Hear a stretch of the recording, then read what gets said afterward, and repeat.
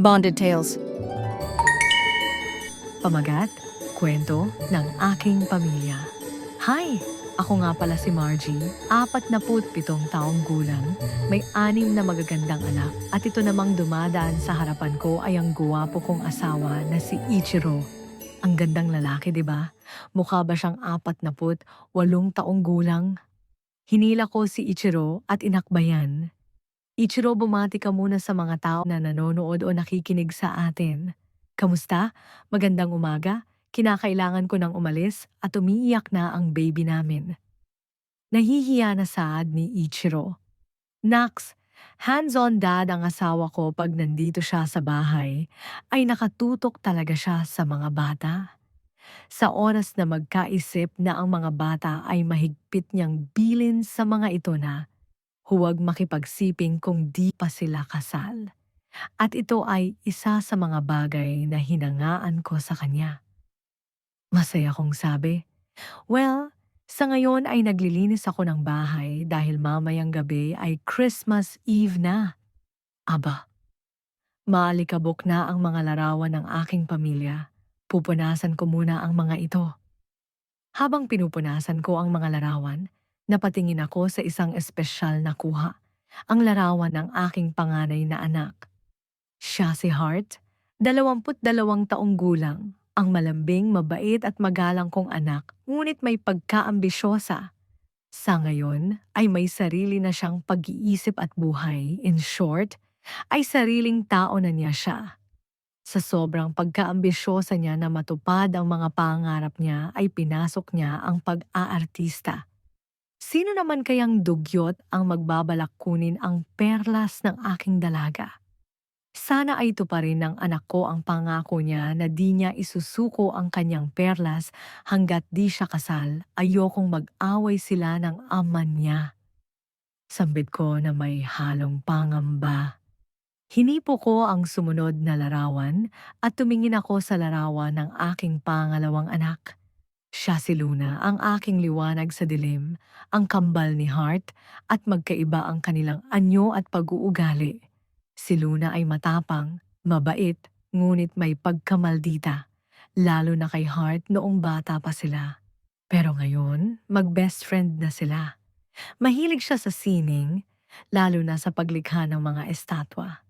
Siya ay malakas. Malakas pa kesa sa karaniwang lalaki. Lagi niyang minamaliit ang mga mas mahinang lalaki at pinagtatawanan ng mga ito. Kahit na ayoko pa siyang magka-boyfriend dahil hindi pa siya tapos sa pag-aaral, may mga pagkakataong kinumbinsi ko siyang makipag-date sa mga lalaki na natitipuhan siya, pero hindi niya ito sasagutin hanggang makapagtapos siya. Sa mga pagkakataon na nag-date sila, di na umuulit ang mga lalaki. Narinig ko na binubugbog niya ang mga ito. Pakiramdam ko, tatanda siyang dalaga. Napapailing kong sambit. Lumingon ako at nakita ko ang aking pangatlong anak na si Twinkle na nagbabasa ng libro sa may hardin. Si Twinkle ay 15 taong gulang, ang nagniningning kong anak. Siya ay inosente, masayahin at napakabait. Madaling maging biktima ng mga mapagsamantala, ngunit buti na lang nandyan si Gail, ang kanyang kababata at best friend. Palagi siyang ipinagtatanggol at binabantayan lalo na sa mga pagkakataong sila'y magkasama o sumasayaw. Nakangiti kong pagsasalaysay habang nag-aalala. Nang matapos ko ang paglilinis, narinig ko ang sigaw ng pang-apat kong anak na si Jiro. Mama! Agad akong lumapit sa kanya at tinanong kung ano ang nangyari. Nawawalan ako ng 1,000 piso. Malungkot na sabi niya, "Huwag kang mag-alala, hanapin natin ang nawawala mong pera." Saad ko upang mabawasan ang kanyang pag-aalala. Si Jiro ay 12 taong gulang. Kamukhang kamukha ng kanyang ama. Matalino, kuripot at tila may pagkamukhang pera.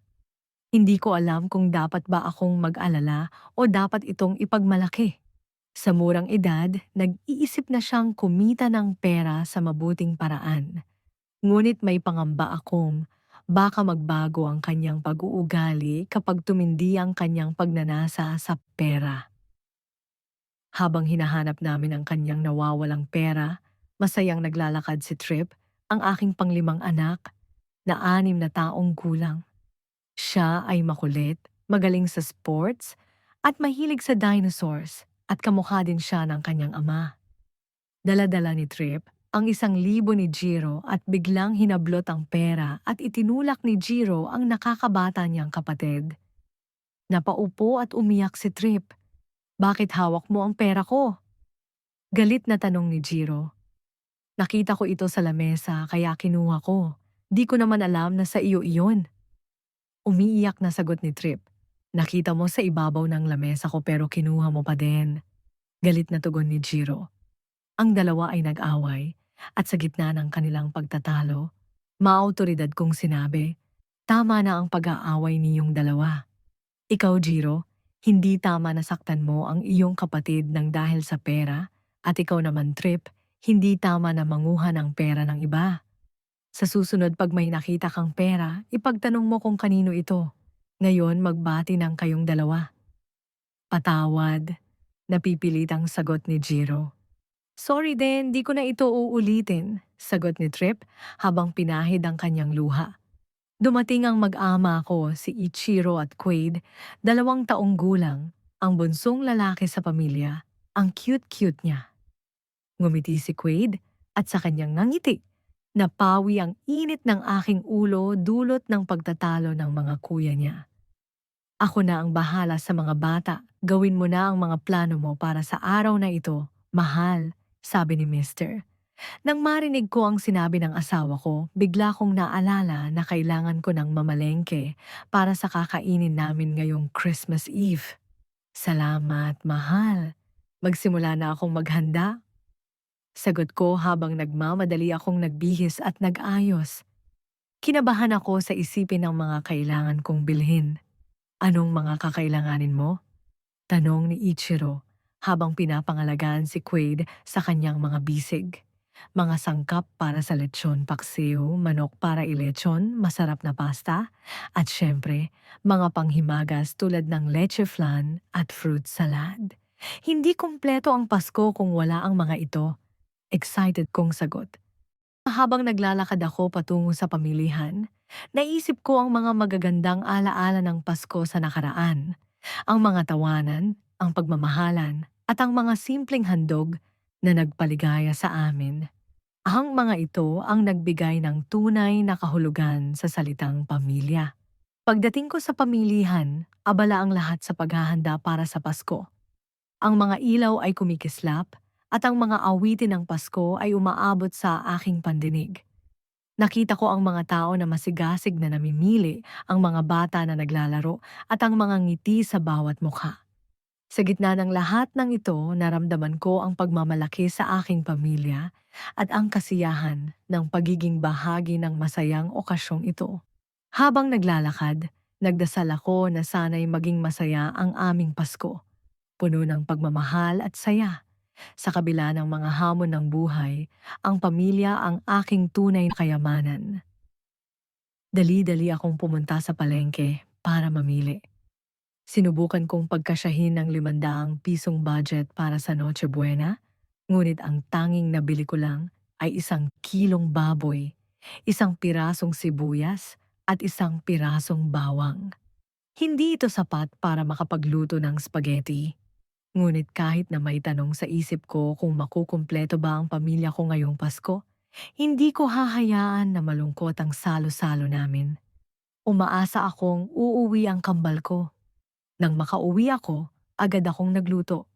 Habang nagluluto, pinapakinggan ko ang mga paborito kong kwento sa Bonded Tales. Sobrang nakakatuwa at nakaka-inspire ang mga kwento doon. Kaya kung di ka pa nakaka-subscribe, mag-subscribe na para sa mga updates at bagong kwento. Nang matapos akong magluto, umupo ako sa sofa. Nakakapagod, ngunit sulit ang pagod ko sa tuwing kumpleto ang pamilya. Ang asawa ko, si Ichiro, ay umupo sa may paanan ko at minasahe ang mga pagod kong binti at paa. "Hi! Ang sarap mong magmasahe. Nabawasan ang pagod ng paa ko. Salamat, mahal. Malambing at inaantok kong sabi. Walang anuman, mahal. Ikaw pa, malakas ka sa akin. Alam kong napapagod ka kakaalaga sa mga bata at sa mga gawaing bahay, kaya deserve mo rin na ma-relax ang iyong katawan. Masayang tugon ng aking asawa. Pagod ka din, hindi ba? Kakatrabaho mo araw-araw at alaga sa mga bata. Nakakapagod din silang habulin, sagot ko. Oo, pagod din. Pero nagiging masaya ang puso ko tuwing nakikita ko na naibibigay ko at napapasaya ko kayo. Ang gaan sa pakiramdam, sagot ni Ichiro, habang masuyong hinihilot ang mga daliri ng aking paa. Magpahinga ka na, mahal. Matulog ka muna habang tulog pa ang mga bata. Ako na muna ang maghahanda ng ating lamesa para mamaya. Malambing na tugon ng mister ko. Nang makatulog ako, nagkaroon ako ng panaginip. Sa panaginip, nagdaos kami ng isang malaking salo-salo kasama ang mga kamag-anak at kaibigan. Ang bahay namin ay puno ng mga tao, tawanan at masayang boses. Ang mga bata ay naglalaro, ang mga matatanda ay nagkukwentuhan. At ang lamesa ay puno ng masarap na pagkain. Nang magising ako, tila may ngiti sa aking mga labi. Alam kong ang Pasko ay hindi lamang tungkol sa mga material na bagay, kundi sa pagmamahal at pagkakasama ng pamilya. Nagpunta ako sa kusina upang tingnan ang mga nilutong pagkain. Sa simpleng lechong manok, spaghetti, lechong paksiw at mga panghimagas, naramdaman ko ang pagmamalaki. Kahit na hindi ito kasing marangya ng ibang salo-salo, alam kong ang mga anak ko ay magiging masaya sa mga simpleng handog na ito. Nakangiti ako habang tinitingnan kung paano inayos ng asawa ko ang mga pagkain sa lamesa. Maayos ang pagkakasalansan at nakakapanghinayang kainin dahil tila napakaarte nito. Mama, Merry Christmas! Maligayang sabi ni Twinkle habang yakap-yakap ako. Si Jiro at Trip ay masiglang kumanta ng awiting pampasko. Ang kanilang mga boses ay puno ng saya at pag-asa. Umupo sa tabi ko si Ichiro habang karga-karga si Quaid. Napatingin ako sa mga bakanting upuan. At sa isang iglap, naramdaman ko ang lungkot na bumalot sa akin. Wala pa ang kambal ko. Malungkot akong ngumiti at tumingin sa napakalaking box na regalo na nasa tabi ng upuan sa sofa. Sino ang nagbigay nito, mahal? Nagtatakang tanong ko sa asawa ko. Iyan ay bigay ni Luna. Kaka-deliver lang kanina habang natutulog ka. Tugon ng mister ko na may ngiti sa kanyang mga labi. Sige, kumain na tayo. Mamaya ako nabubuksan ng regalo. Masaya na malungkot kong sabi. Buksan mo na, mahal. Utos ni Ichiro na may halong pananabik sa kanyang tinig. Bakit? Ano mayroon dyan? Tanong ko, habang ang isip ko ay puno ng kuryosidad. Basta buksan mo na, masayang sabi ng mister ko na nagliliwanag ang mga mata. Sige, maikling sagot ko, sabik na sabik. Pagkabukas ko ng regalo, nagulat ako nang makita itong mukhang walang laman. Surprise! Biglang tumayo si Luna mula sa loob ng kahon.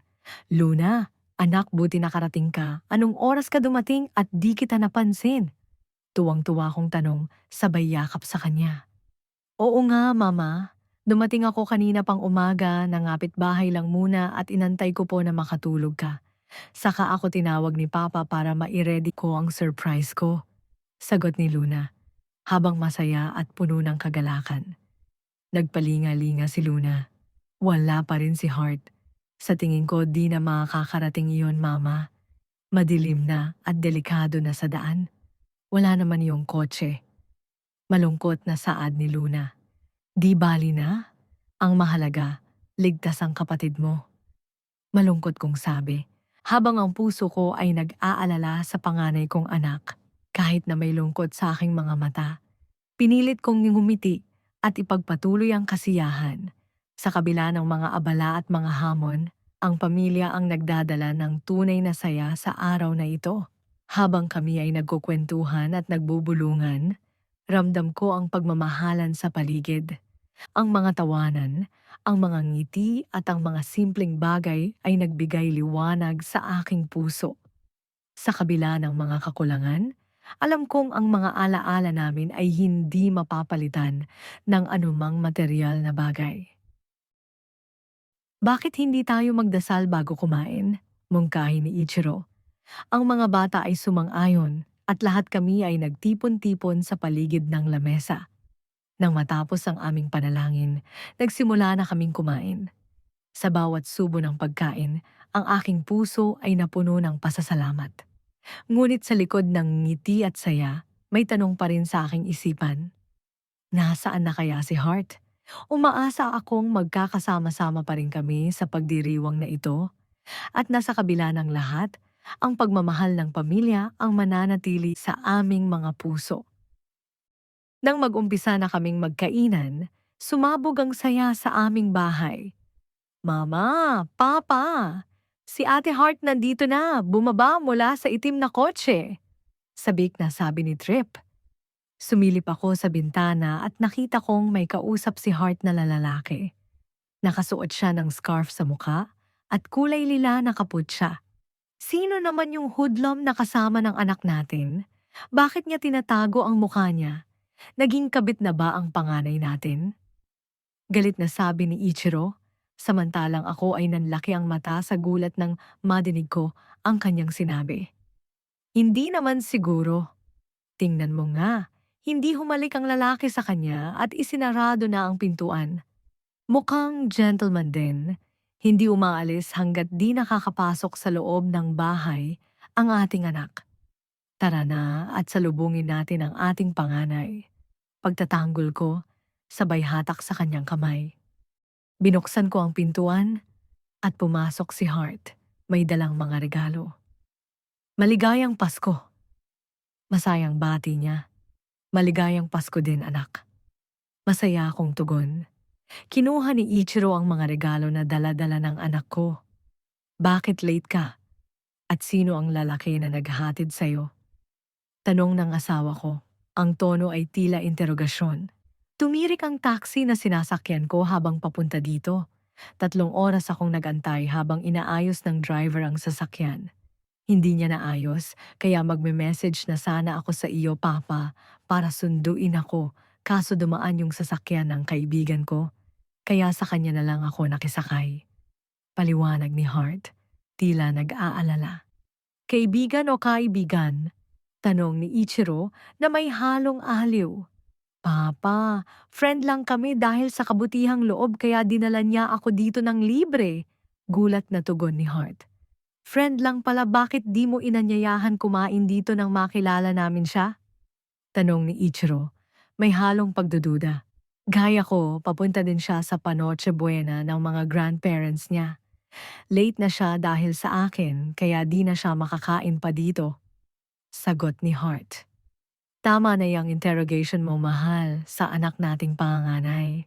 Lumalamig na ang ating pagkain, kumain muna tayo. Pagsaway ko sa asawa ko, bumalik kami sa kusina. Si Luna, may pabirong ng ngiti ay nagtanong, "Gwapo ba yung naghatid sa'yo, Hart?" "Huh? Bakit mo ako tinatanong ng ganyan, Luna?" Natatarantang sagot ni Hart.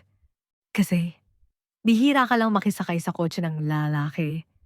Maliban na lang kung taxi ito. Tapos sa nangyari sa iyo kanina, imbis na piliin na magpasundo kay Papa, mas pinili mong sumakay sa kotse niya. Crush mo ba siya?" Ngiting-ngiti na sabi ni Luna.